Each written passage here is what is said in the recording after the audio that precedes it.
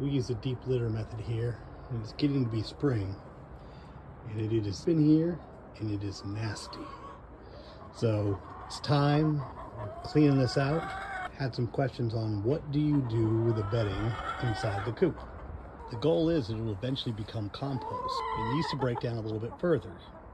We could create a big pile, and we do in some cases create a big pile, but these chickens like to go through it 1 or 2 times, and they break it down far quicker than conventional methods typically would. There are hot composting systems that would do it even quicker than that, but we don't do that here. We let the chickens do their work, so that's what they're doing right now. I dumped a big pile, it's already spread.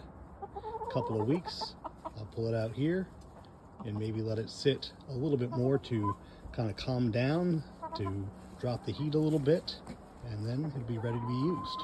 So that's about 5 wheelbarrow fulls of material in this relatively small space, but we'll come back tomorrow and take a look at it. I guarantee that the chickens will work that down to a pretty evenly spread amount of material across this run.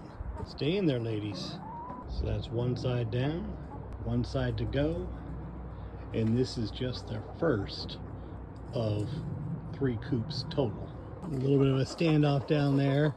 I just started moving some material in here. Once again, these girls are already working at it.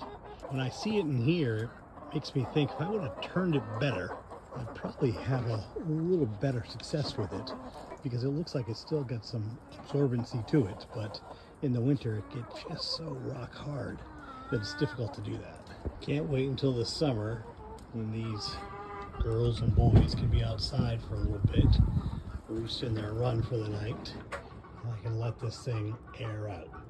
Smells much better, looks much better, much cleaner. Chickens are gonna be happy. 1 down, 2 more to go. Checking it out, huh? Scratching around, testing out the nesting boxes. Good stuff.